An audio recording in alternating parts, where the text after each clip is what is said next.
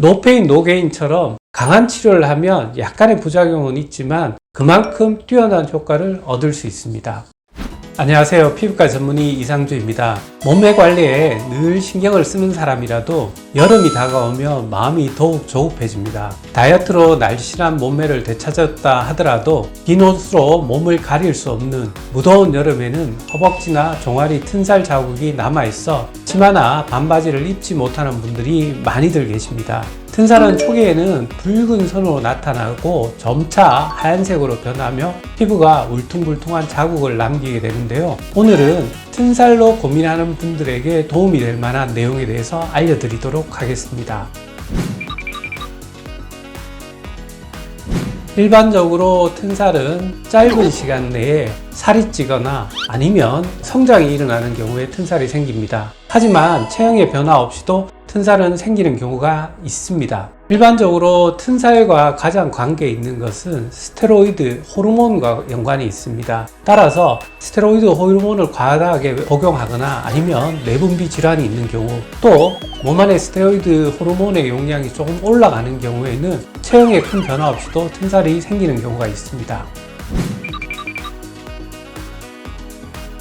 일반적으로 튼살은 흉터와 유사하다고 생각하시면 됩니다. 흉터가 100% 완치되는 것이 없는 것처럼 튼살은 100% 완치 또는 제거가 불가능하다고 생각하시는 분이 많은데요. 한번 생긴 흉터는 100% 제거는 어렵지만 치료를 하면 많은 개선이 있는 것처럼 튼살도 열심히 치료하면 75% 이상의 개선 효과를 얻을 수 있습니다.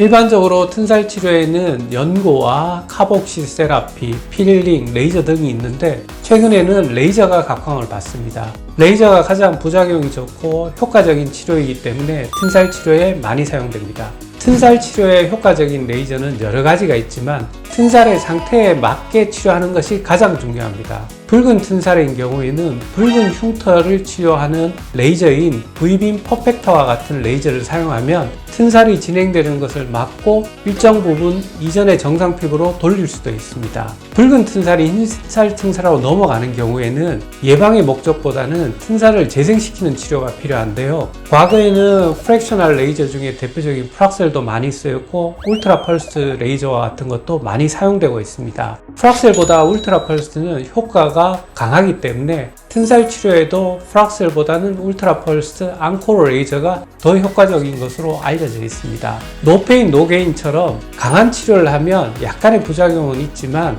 그만큼 뛰어난 효과를 얻을 수 있습니다. 튼살 치료 후의 치료 효과에는 여러 가지 인자가 영향을 미치게 됩니다. 첫 번째는 부위입니다.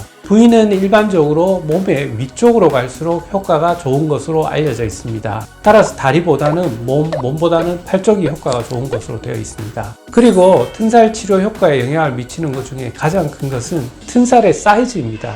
튼살이 넓은 경우에는 아무래도 치료 효과가 떨어지고 튼살이 좁은 경우에는 치료 효과가 올라가게 됩니다. 출산 후에 배의 튼살도 작은 경우에는 뛰어난 효과가 있지만 큰 경우에는 상대적으로 조금 효과가 떨어집니다. 또 종아리 튼살과 같이 튼살의 사이즈가 작은 경우에는 치료 효과가 좋은 것으로 알려져 있습니다. 튼살 치료는 반복적인 치료가 필요한데 치료를 하다 보면 튼살이 중간에 굵은 부위에 비해서 가장자리에 가는 쪽부터 좋아지는 것을 볼 수 있습니다. 따라서 튼살은 넓은 사이즈보다는 좁은 게 훨씬 더 효과적이라고 생각하시면 됩니다. 일반적으로 튼살 치료 시에 다양한 레이저를 사용하는데요. V빔 레이저와 같은 것은 붉은 튼살에 사용하는데 마취 없이 시술이 가능합니다. 또 흰색 튼살에 피부를 재생시키는 울트라 펄스 앙코르 레이저와 같은 것도 바른 마취 연고 정도만 사용하면 충분히 없이 치료가 가능합니다. 튼살 치료 후에 흔히 겪는 부작용은 색소 침착입니다. 일반적으로 레이저 이후에는 색소 침착이 잘 생기고 체질적으로 색소 침착이 생기시는 분은 색소 침착이 생길 수도 있지만 튼살이 개선됨에 따라 색소 침착도 시간이 지나면 좋아지게 됩니다. 따라서 너무 걱정하지 마시고 치료를 받아보시는 것이 좋습니다. 오늘은 튼살 치료에 대해서 알아보았습니다. 영상을 보시고 도움이 되셨다면 구독과 좋아요를 꼭 눌러주시기 바랍니다. 더 궁금한 점이 있다면 아래 댓글이나 카카오톡으로 문의해 주시기 바랍니다. 지금까지 피부과 전문의 이상주였습니다. 감사합니다.